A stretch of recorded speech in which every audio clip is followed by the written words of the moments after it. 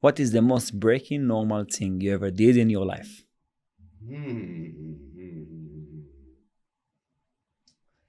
A few things come to mind. A lot comes to mind.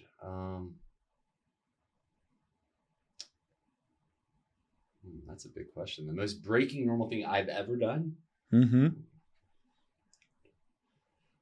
I think I this is not that different compared to what people did thousands of years ago, and some people still do it this day. But basically, having our daughter, and I didn't do it, but I was there, and I did have a part of it, and I did make decisions, and that was having our daughter birthed in our 2-bedroom place in Encinitas, California, in our beach cottage. With no intention or plans to go to the hospital. We obviously knew where one was. But there was a few decisions, like when Davina's mom blacked out in pain, that I was like making decisions. And why that's like, I don't think it's the weirdest thing I ever did, but it's definitely one of the most breaking normal and the most significant thing I feel like I've done, was actually being there for that birth and making decisions for it, and watching the video blogs that we had created from the past 7 years for like 20 hours straight while she was in labor. That's the one that comes to mind. Does that surprise you? Or That sounds like crazy story that you did decision under pressure about your partner and your daughter. And I was like, it sounds crazy. It sounds like I can compare it to war, when you need to make decision out under pressure. So what was the decision that you took over there? What happened was that I knew my daughter's mom was determined not to go to the hospital, and I was so happy about that decision, because it was one of the most important days of my life, and I'm not a huge fan of hospitals. Like, I think one of the best ways for a healthy person to get sick is to spend a significant time in the hospital unnecessarily. Mm-hmm. Now, there's probably hospitals that break that mold, like maybe like in Greece along the beach or something. But the birthing hospitals, I'm just not into the business of birthing. And I very much am into the miracle of life. And what happened was that she didn't want to go to the hospital, but they wanted to break her water with a tool. And everything I had studied, I've been studying for this point for quite a while, for about 6 months. Audiobooks, learning from the experts, interviewing people, speaking with our midwife and doulas, and talking to other people that have done home births or the opposite. And my understanding is, if your intention is to do that naturally without intervention, medical intervention, it's good not to have any intervention. So once they use a tool to break the water, then the pattern from there is like, okay, then they'll do this. They'll maybe use Pitocin. They'll maybe use a hormone. And if they do that, then if that doesn't work, they're going to inevitably go to the hospital. The fastest way to go to the hospital is starting with some sort of an unnecessary intervention. And I knew Diana did not want to do any of that. However, there was a point where she was like blacking out in pain, and the doula suggested that we use this tool. And I was like, I just had a really like intense feeling that I've learned to follow. So I went to go consolidate with the midwife, and she was like, well, we can try a few. Let me go in there and see her. And she basically manually put her hand in her vagina and manually moved her around, and the water broke. And I was like, oh, God bless. Thank you so much. I'm so happy we didn't have to do that tool. Like, what a big decision that was. Then, a few hours later, when the birthing was really happening, what happened, Davina's hand was on top of her head. So that was blocking the birth canal, from her coming out easily. And Diana was in so much pain, she told me to take her to the hospital. Okay. And right at that point is when Davina started coming out. So it was basically the decision to stick with what Diana wanted, even though she wasn't capable of thinking. I was the man that got to make the decision at that point. And it was just so significant. I trust you one day you'll get to see your baby birthed in your home. It's really probably the most significant moment of my life.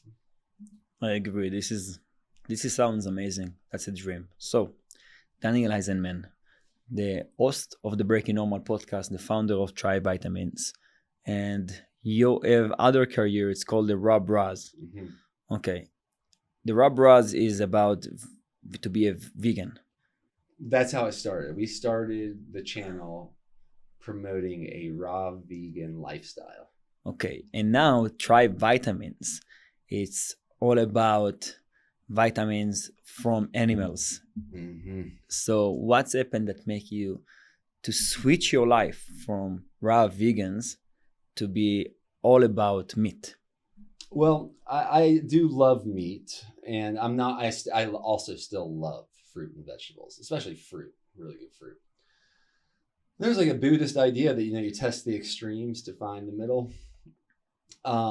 I was testing the extreme of a terrible diet known as the SAD diet, known as the standard American diet. I was just eating what I was my parents were getting marketed to. So that was pretty extreme. So when I went raw vegan and I was only eating basically fruits mostly, it really helped me out. It really cleaned me. It was like a cleanse because then I could understand how food affected my body.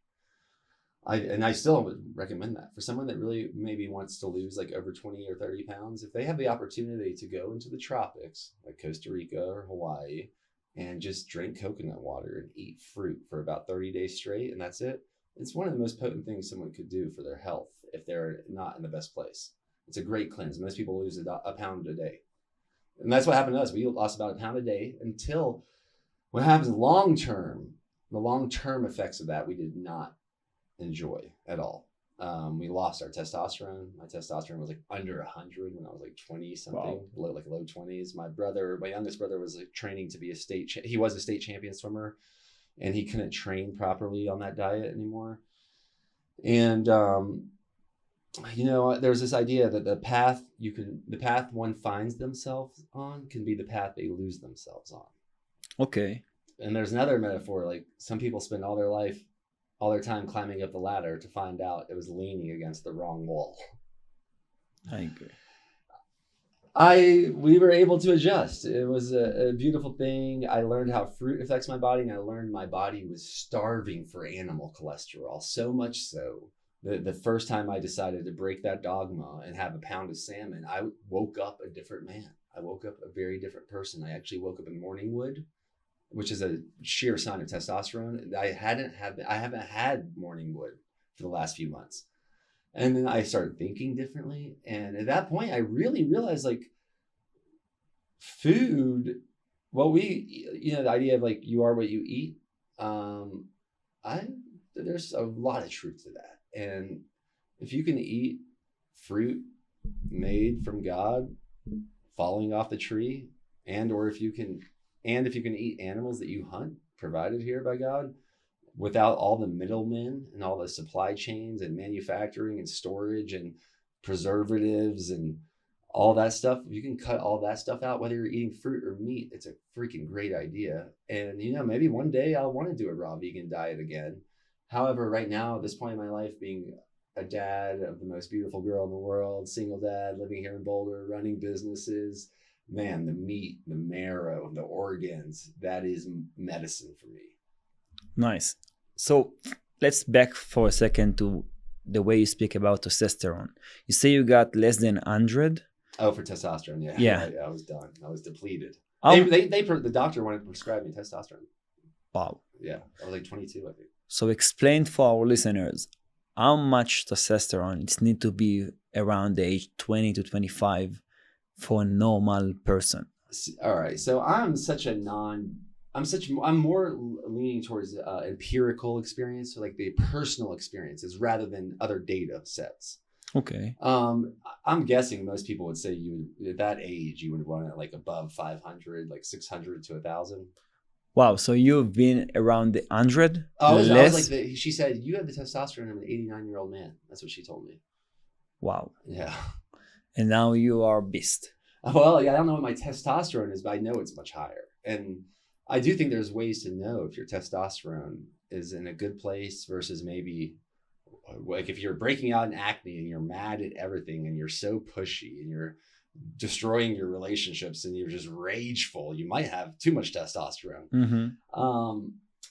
Now, but for a young man, yeah, like morning wood. I think having erections at night naturally, if you're not having those as a young man, then you might want to first start looking into some of the stuff that I'm distributing, like tribe vitamins, like bison testicles, elk antler, bison liver, bone marrow. And if that's still not working, I would look into that. That's perfect. So there is a reason that I wanted really to interview you, in a couple of reasons. The name of the podcast is The Way of the 1%. My goal is to speak and to get all the people that I think they are in the 1%, the best people in the world in certain things. There is the main thing I think you're in the best 1%. First, your physique. You're for 39, 40?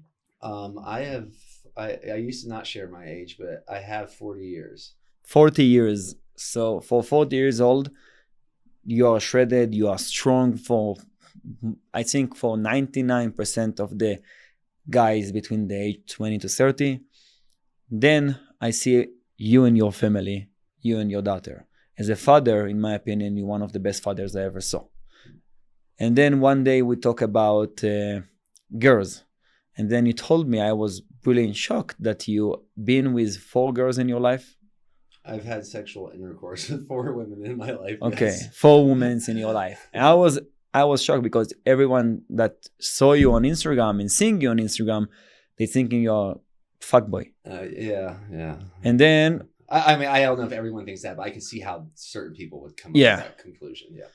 And then people speaking with me about your company, and you're an entrepreneur and you're running a company, vitamins company alone, and you're doing everything and you're doing that amazing. And the product is, I think, is perfect. And not most of the products, most of the companies, the product is not perfect, like the marketing that is like 10 times better than the product. Your marketing is great. Your product is 10 times better than any product I ever used or saw in my life. Mm-hmm. So I want to speak with you slowly about everything that we spoke right now, because in all that area, I think you are the 1%, and I want for myself to learn and for the people that listen to us to understand and get practical results for their life, how to become like you in the 1%. So let's start from the beginning.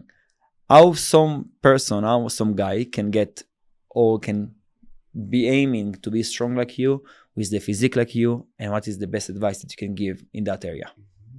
Well, my physique is probably a result of my lifestyle, and I've told you this before, and I've said it on a few podcasts, but I think a great just baseline is if someone can work out 5 days a week and do 4 to 5 days a week and do a lot of pull-ups, a lot of push-ups, and something for your legs.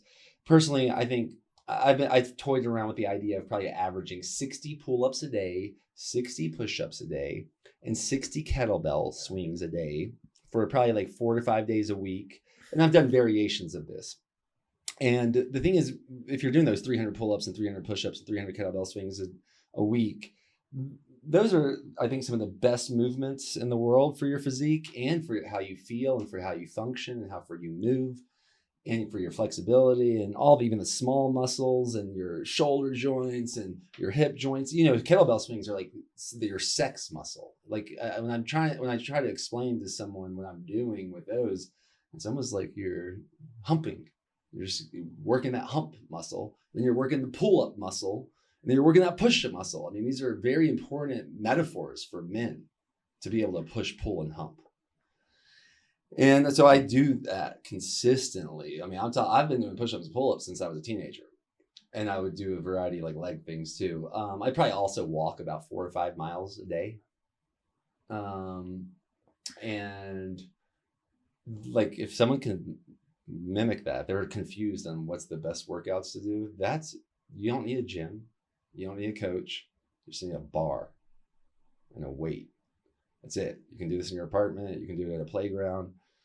And if you do that consistently, at least 5 days a week, and you sleep 8 hours a night, 7 to 8 hours a night, like when it's dark and you wake up at sunrise and you get that sunrise in your eyes, and if you can eat around sunset or earlier and get that sunset in your eyes, you're going to naturally tap into what we're made of.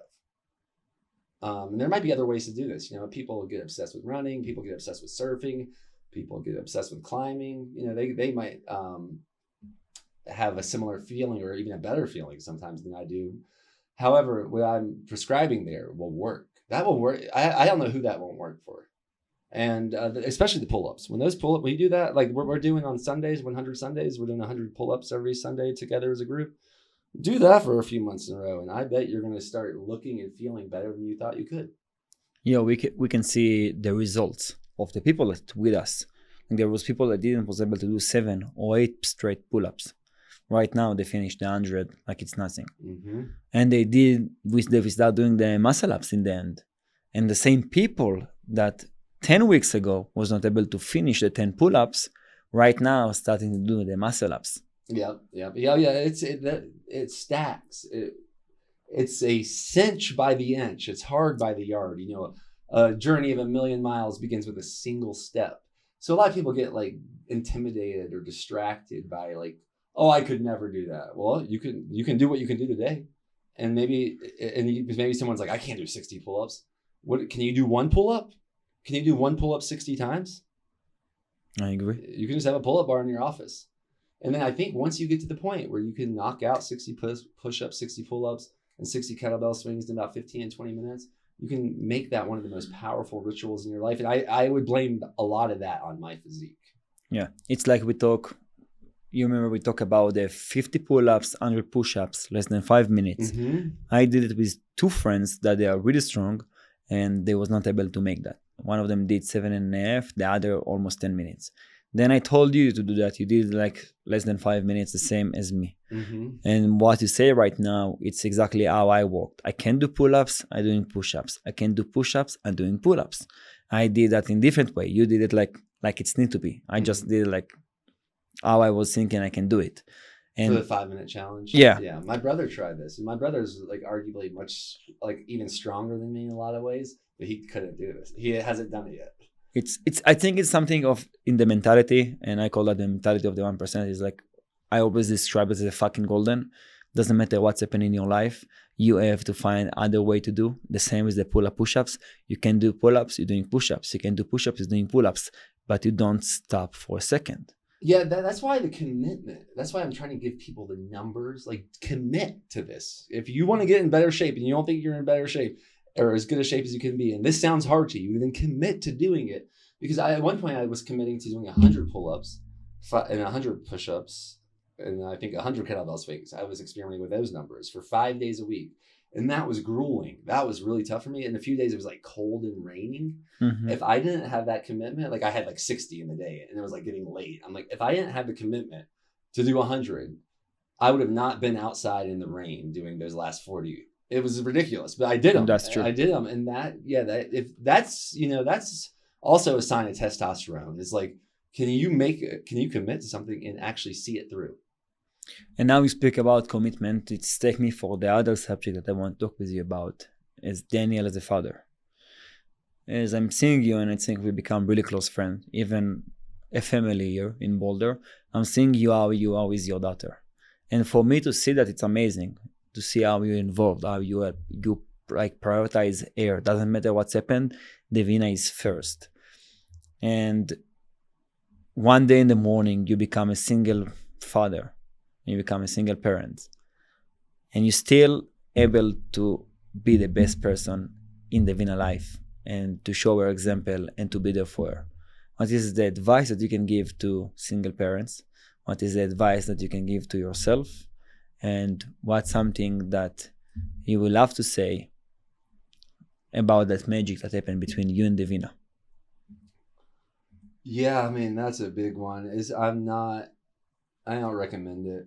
Yeah. I don't recommend being a single parent. I definitely recommend it over not being a parent. It seems like the best idea is to have a family / community, mom and dad in the community, family around.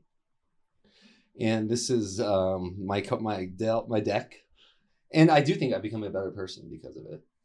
I think this has made me a better person than I would have been otherwise. And I think that's because, yes, I put Davina before myself. Maybe there's ways I balance that, but Davina's well-being is the number one priority. And if any single parents are having a hard time with this, it could be extremely hard. It could be arguably the hardest thing that someone ever experiences.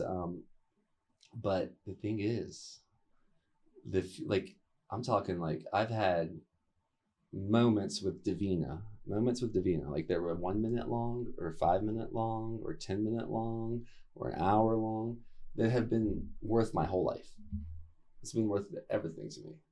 And I've thought that many times that laying with Davina, and especially even when she was younger and now, that as hard as everything may be to enjoy my life every moment in the easiest way possible, this one moment with Davina is worth any hardship.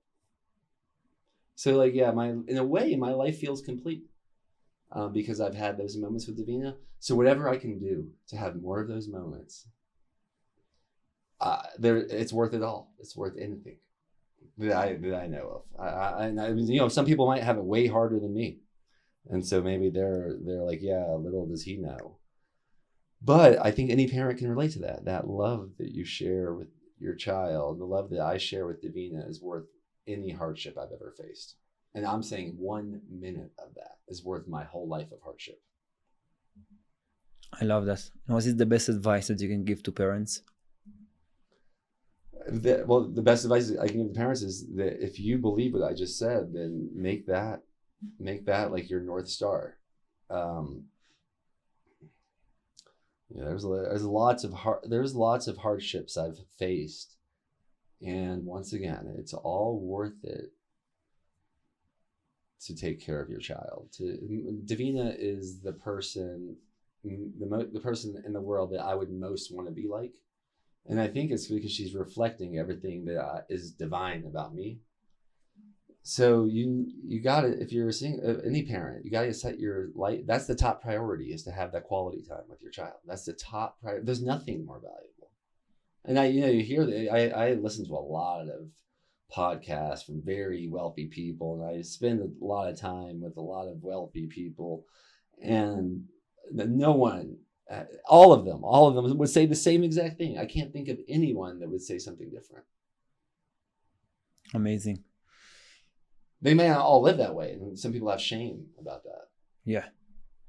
But I think they do know that the best moments of their life is quality time with their children. I love that. So it will take us to the next subject. Is before we're going to speak about the entrepreneurship, I want to speak about Daniel in relationship, Daniel as not the fuck boy and all that stuff. I am as a personally admire more that you say, yeah, I only been with 4 girls in my life. It's mean every 10 years you've been with different girl. And and then like to compare that to someone that been with 100 girls, I will like as when you're looking about with the person that you want in the end to date with your daughter or with your sister, people looking about someone like you.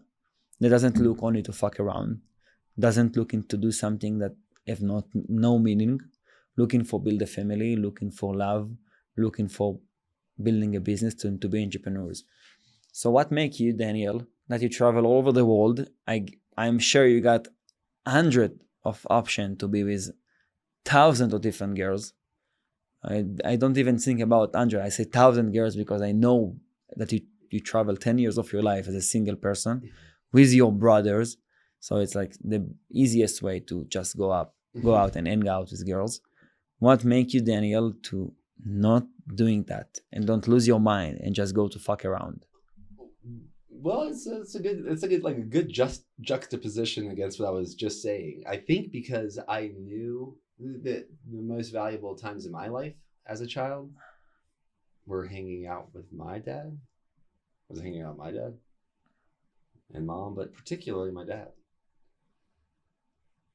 That I take sex extremely sincerely, and that might be why you think I'm a good father. I've said this on the spiritual fuckboy podcast now it's called, that I think a good ethic for people to follow, just like I was like giving the prescription for a nice workout, something to consider for your sexual relations. If you're not wanting to have children with this person, then why would you have sex with them? This is the consequence of having my dick and another woman, is that there's going to be a baby possibly made that I will commit my life to. So it's not just worth a quick coming. It's not, I mean, I can jerk myself off, you know. It's just terribly reckless, in my opinion, to be going around having sex with people that you don't want to have children with. And sex can be terrible. Yeah. Sex can be a terrible thing for people when they are having sex outside that context. I'm not saying it always is. I'm sure there's people that are having lots of sex with lots of people and enjoying themselves lots. I just don't, that's not a risk that I'm looking to take. So you think, how I explain that right? So you will not have sex only all your life. You didn't have sex with any girls that you didn't saw as your potential future partner? One I did, and I only had sex with her a couple times. Okay. And I really felt bad about it. Why? Because I was like, what the heck what if she gets pregnant? But today there is stuff that you can avoid. I don't see that as an option. I definitely don't want to be with a woman that is okay with I'm trying to think, killing the being inside of them. Yeah, I understand. And I maybe one of the women that I actually want to have a children with, maybe they've done that before. It's not like I am saying you're a piece of trash for doing that. That's not in alignment with my values. Like that is like that, the idea that I would have that made a woman pregnant that doesn't want to have that baby, that sounds terrible. And when I did my retreats, I have met countless people that are still dealing with that terribleness years later, decades later. Like I remember one of the most spiritually grounded women I've ever met.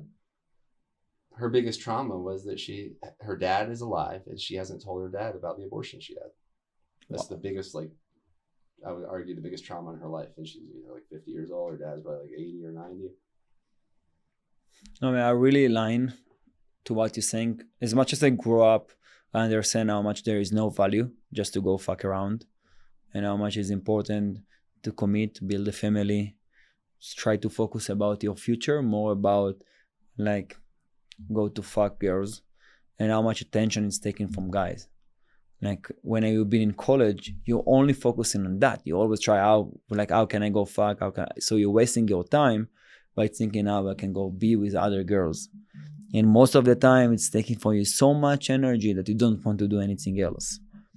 And when you're saying that, it showed me how much, and it's taking it to the other part about entrepreneurship and family, how much the best entrepreneurs in the world got a family in a really young age because they got something bigger than themselves to focus on. And now I'm taking us to the entrepreneur side of you. Yeah, and I will say this. Can you imagine, like, I believe if I went and fucked around with all these women that I was not interested in having a baby with, I'm not sure if I would have ever met a woman that I wanted to have a baby with. Okay, why? All right, here's another metaphor or parable. Here's a snake sitting in a hole. There's a snake sitting in a hole. It's kind of a funny one.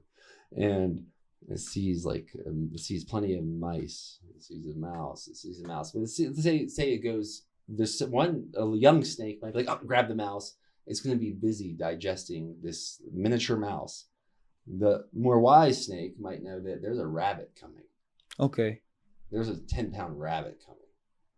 And that rabbit is worth letting all the mice go. But and it knows, because if it's distracted digesting a mouse or eating a mouse or hunting a mouse, it's not going to get the rabbit. I love that. Okay, so let's go for the entrepreneur world. I love what you say about the family and the girls and the rabbit and the mouse, and I really agree. It's like when you're focusing about a bunch of small things in life, you will not be able to focus on the big picture. is if you're trying to build a business, that's something I'm going to talk right now, and you're focusing about 100 things in the same time, the business, the big picture will be ever to be built. And this is why you can see that the best entrepreneurs in the world, they have one main thing that they're doing. They don't doing 10 different businesses, they're doing the one main business, and they're making that business so successful.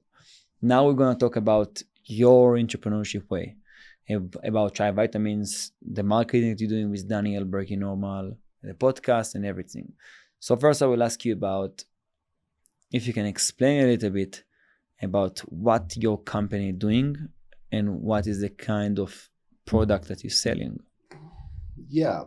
All right. I'll also give this context. Why I'm a breaking normal entrepreneur? I'm definitely not going after what's only most scalable and profitable. Yeah. I've always created businesses for something that I want for myself. And for instance, when I did the retreats for 10 years, the itinerary was expect nothing, experience everything.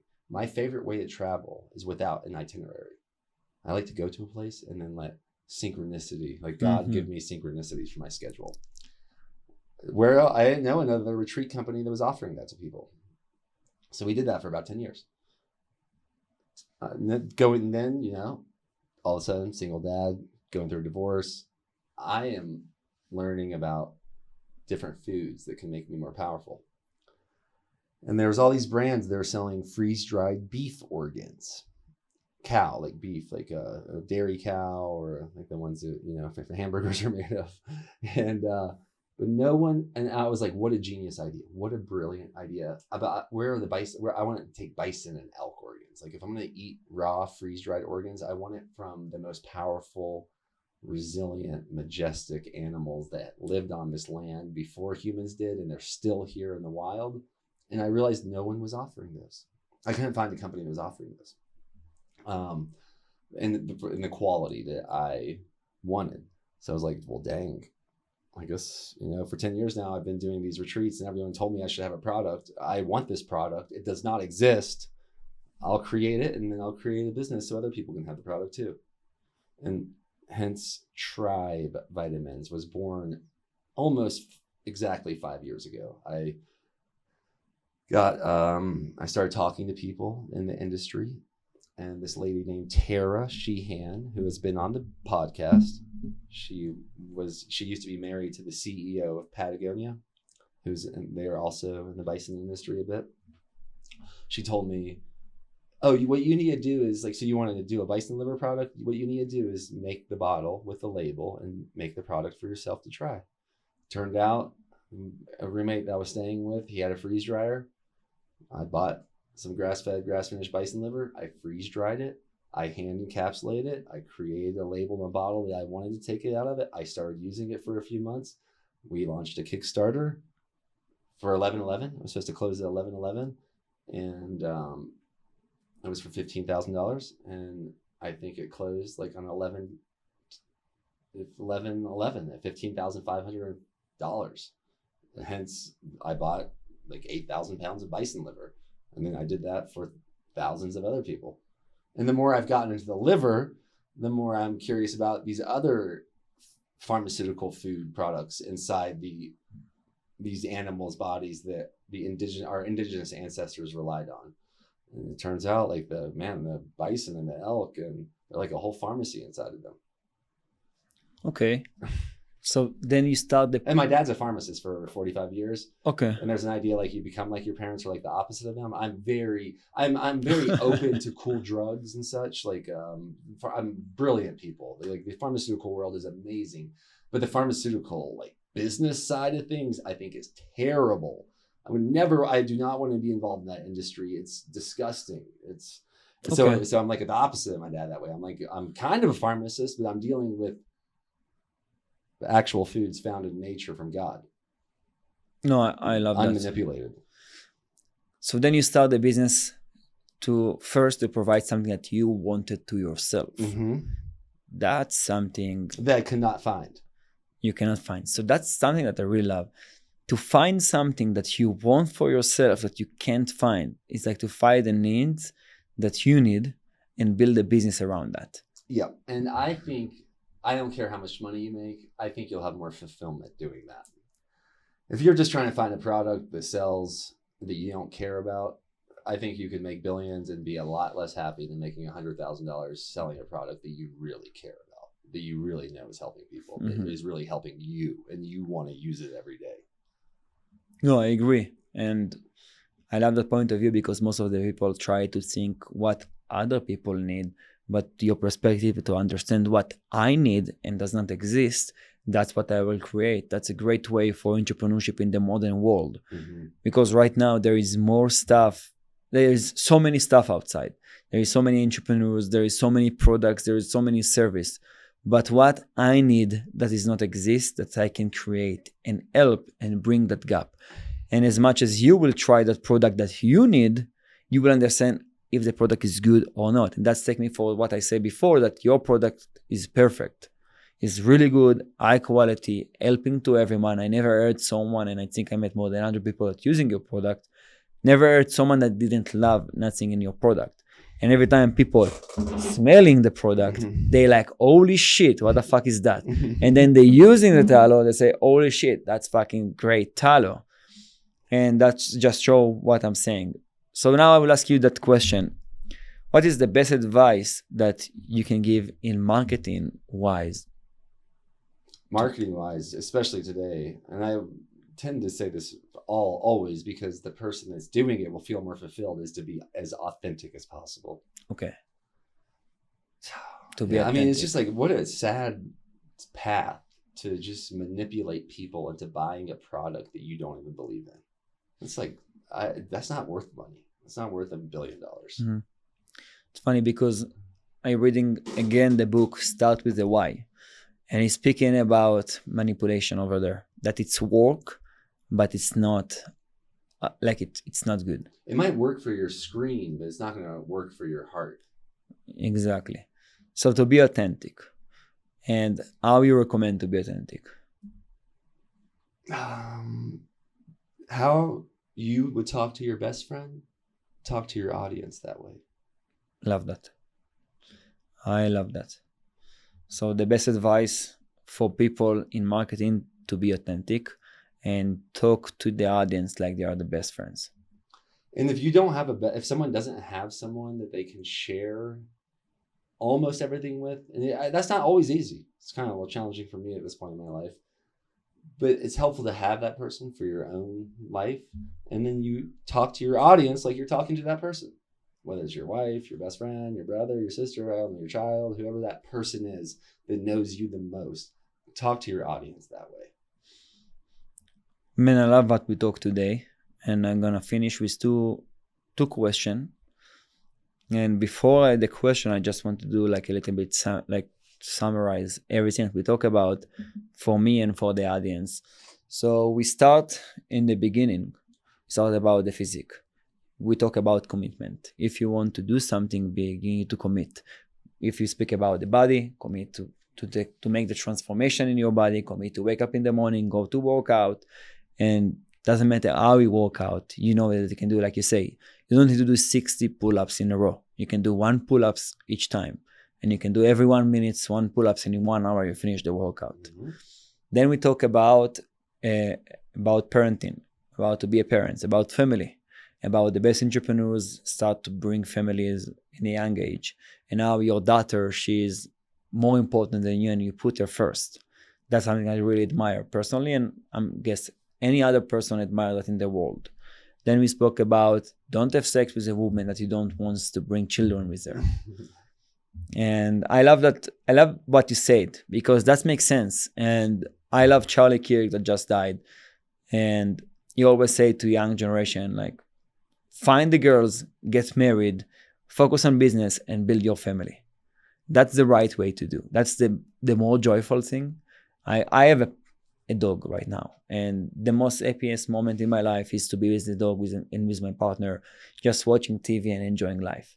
I can't imagine what will be one day when I have a real daughter.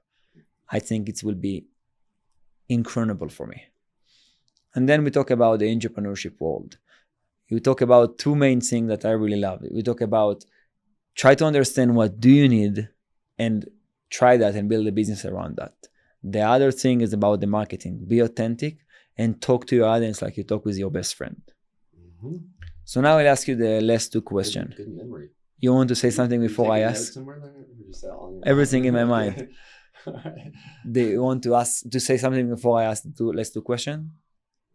I'm happy to say something afterwards, potentially. We'll see where course. these questions take us. So first I want to ask you, after everything that we talk about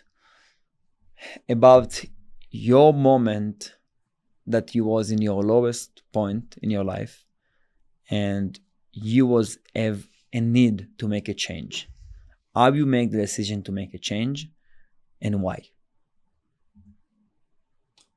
Well, I know I've immediately thought when I was basically starting the divorce process, that was the lowest moment in my life. And what I did, I started reaching out for help to the people that I thought cared about me the most. And I wasn't trying to be tough. I really showed my family and certain friends how much help that I felt like I needed. And that was something that I really took away from those retreats that we did for the decade, was that a sorrow shared is a sorrow halved. And a joy shared is a joy doubled. Joy shared, joy doubled. You can see that at 100 Sundays every Sunday. You know, I love doing 100 pull-ups, but it's more than double the fun doing it as a group. That's true. So that's how I got on my knees and I prayed to God, and I got on my knees and cried to my family and friends and told them what I think I need help with. Okay. I don't know if that exactly answers your questions, but that was probably the lowest moment in my life, and that's how I helped change that moment of what seemed like the worst into what keeps getting better. This is why it's important to have family and real friends, that you be able to be vulnerable next to them. Yes. And, you know, I talk to God more than anybody. And I think prayer is when you're, I tend to think prayer is when we're speaking. So I look at this a bit as a prayer. Mm-hmm. And meditation is when you're listening to God. This is speaking to God as prayer. And what's not from God, you know, like this is arguably where God is, where two or more are gathered, and we can listen. And those tough times, like for instance, think about someone that you love and care for. If they're going through one of the hardest times of their life, don't you want to help them? Yes. Do you know some people don't ask? All of them. Some people don't ask. I talk with one of the people that I really admire, that just wrote a book, and I listen to this book now. And he told me that he coached someone that he say that he have so many best friends. And then he asked him, so why you never told them that you have a cancer? And then he told them, why they need to live with my problems? But they are your best friend. And there is a difference between friends that coming with you to work, then friends that doing golf with you, then real friends. And I think that's really important. And what you're saying right now is to find the real friends, to find your family. And it's okay to be vulnerable next to them. It's okay to... It's selfish not to be, because those people want to help you. That's and if true. you're going through a really hard time and you're not sharing it with the people that care about you, you're being selfish. So like, get over yourself and get some help. Mm-hmm. Okay, so it takes us to the last question. What is your purpose in life?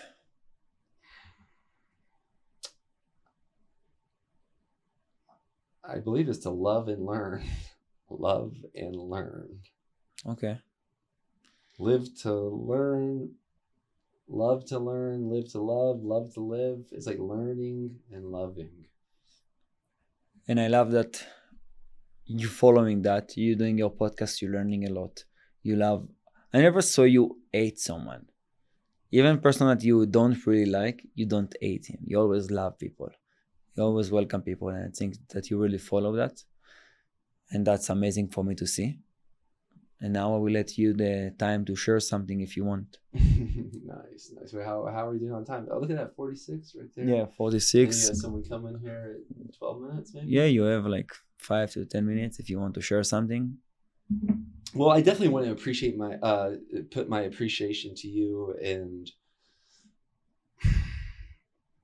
I think it's also back to the rabbit talk, the rabbit and the mouse talk. I have all kinds of people pitching me all kinds of things to do, and most of them are not in alignment, or a lot of them are not in alignment. Like, no, I don't want to promote your electrolyte brand that I don't believe in. Maybe there was an electrolyte brand I do believe in. No, I don't want to promote those clothes made from China. No, I like it's. And you, when I met you and what you're doing here and got to work with you, I'm so happy how many things I've said no to so I can say yes to something like this, because you've been a real godsend. And being in the studio, the Breaking Normal podcast, I had a commitment to do them and like the highest quality audio. That's all I just wanted the audio to be great for someone to listen to, wherever they were at. And it was going to be with someone that I thought was very Breaking Normal in person, without like a preconceived plan of exactly how the conversation was going to go. Some people ask for questions. I'm like, I'm not giving you questions. Like, I've been on podcasts and someone, you're like, hey, here's a list of questions I'm going to ask you. And I'm like, wait, I'm not. I told them I'm not going to look at those questions. Is that okay? Because I don't want it to make this like a pre-planned thing. I want to do this in the highest quality way, and I feel like podcasts are really cool when they're based on communication that is better than something someone could have planned, and they're like willing to be there in that vulnerability or authenticity. And being here with you in this studio, now you have taken it to the whole nother level, because it's a real beautiful space. It's a very special space, just considering how many people have been in here having conversations. I believe that morphic resonance like leaves a trail, and there's a vibe in here now. And yeah, your commitment to making this work, and then how it aligns with my commitment to making the Breaking Normal podcast work. I got an eyelash in my mouth. What are you supposed to blow it and make a wish? Is that a thing in Israel too? Oh, everywhere in the world. Everywhere in the world, that's the thing.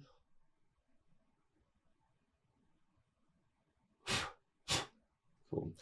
And so I'm very thankful for you. Extremely thankful for you and what you're doing here, and how you're. I definitely think we're making Boulder better together, and really the whole world together. But it's just much more obvious, like the real hot spot of this synergy and alchemy that's being cultivated between Breaking Normal podcast, Let's Do Podcast, and everyone else here in Boulder is, I believe, sending out that vibration of love, the loving to learn and learning to love to the whole world forever, like it will echo for eternity. So I am very thankful for you. And I'm thankful for you. I love to listen to all the podcasts. And I think the best thing that in the business that I'm able to connect other people with other people. Every time people told me, Yovel, you are so good in connection. Like the way that you communicate, the way that you reach out to people, the way it's like so beautiful. So now I can use my skills and apply that to help other people. And that's another, to tie it back to the entrepreneurship. Maybe someone's not looking to offer a product, they're looking to offer a service. If you've heard all your life, you're really good at this, maybe that's your gift. And that might be more valuable than any more single product. And then you might not be able to even put a price on it. You might be able to choose the price. That's true. So Daniel, the host of the Breaking Normal podcast, the founder of Tribe Vitamins, and the proud father of Devina. Yes. Thank you very much to be guests on the Way of the 1%. I learned a lot, and I'm sure the audience learned even more. Thank you very much. Yeah, thank you, man. Keep breaking normal. Come back. If you're listening to this and you want to get on the show, reach out. Oh, yeah. Reach out and we can put you in the show. That's one thing I'll say as well. If I can give a piece of wisdom that actually resonates with everything we talked about, is to ask for what you want without being attached to getting it. And ask the people that they're most likely to get you what you want. Ask them.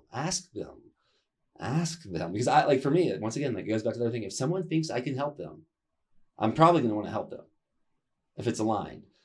And if it's not, hey, let the chips fall where they may. But so many people are scared of, like, they're either attached to getting what they're asking for, they're so attached to it, or they're so scared of not getting it that they won't ask. So hey, might not only need to ask for help when you're having a hard time, but maybe ask for even more support when things are going great. Can't agree more. Yeah.